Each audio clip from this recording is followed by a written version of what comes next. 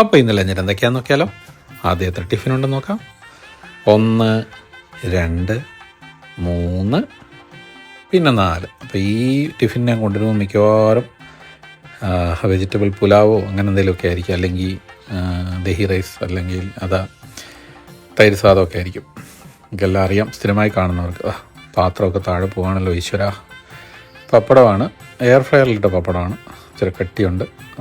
ചവ്വരിയും അരിപ്പപ്പടമാണ്. പിന്നെ പിക്കിളെടുത്ത് മാറ്റി വെച്ചു. ഇത് സാലഡാണ്. ക്യാരറ്റ്, കുക്കുംബർ, തക്കാളിയൊക്കെ ഇട്ട് തൈര് കൊണ്ട് അടിച്ചുണ്ടാക്കിയ സാലഡാണ്. അപ്പം നമുക്ക് ബിരിയാണി റൈസ് കൊണ്ടാണ് ഇതുണ്ടാക്കിയിരിക്കുന്നത്, പുലാവൊക്കെ. അപ്പം നാരായൺ ഇവിടെ ബിസിയാണ്. നാരായണൻ്റെ തൈരെടുക്കാം. നാരായൺ പാലക്കാടൻ ഫുഡ് തൈരെടുത്തു. പിന്നെ പപ്പടവും നാരായണം കൊണ്ടുവന്നിട്ടുണ്ട്. എണ്ണയിൽ ഉണ്ടാക്കിയതാണ്, അതുകൊണ്ടാണ് അത് മാറ്റി വെച്ച് ഇച്ചിരി എടുത്തുള്ളൂ ഞാൻ. പിന്നെ റൈസാണ്, പൊന്നേരി അല്ലെങ്കിൽ കോലം റൈസ്. ഇത് കറിയാണ്. നാരായണൻ ബിസി ആയതുകൊണ്ട് ഇതിനകത്ത് ക്യാരറ്റ്, ബീട്രൂട്ട്, കോളിഫ്ലവർ എല്ലാം കൂടി ഇട്ടൊരു കറിയാണ്. തക്കാളിയൊക്കെ ഇട്ടുണ്ടാക്കിയൊരു കറിയാണ്.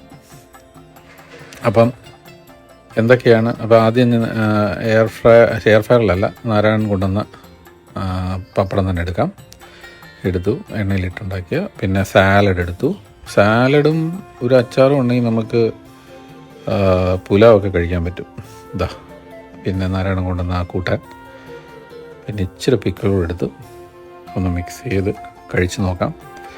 ആക്ച്വലി ബാസ്മതി റൈസ് കൊണ്ട് പുലാവ് ഉണ്ടാക്കി കഴിഞ്ഞാൽ അങ്ങനെ കഴിക്കാൻ നല്ല ടേസ്റ്റാണ്, വേറൊരു കൂട്ടാൻ്റെ ആവശ്യമില്ല. അപ്പം നാരായണൻ പിന്നെ ഫോണൊക്കെ കഴിഞ്ഞ് വന്ന് നാരായണൻ ഊണ് കഴിക്കുന്നത് നമുക്ക് കാണാം. ചോറ് ലവേഴ്സിന് ഒരു സന്തോഷമായിക്കോട്ടെ. അപ്പോൾ ഇതെല്ലാം കൂടെ മിക്സ് ചെയ്ത് കഴിക്കുമ്പോൾ നല്ല ടേസ്റ്റിയാണ്. നല്ല ടേസ്റ്റി കോമ്പിനേഷനായിരുന്നു പുലാവ്. അത് ഇടയ്ക്കിടയ്ക്ക് കഴിക്കണം.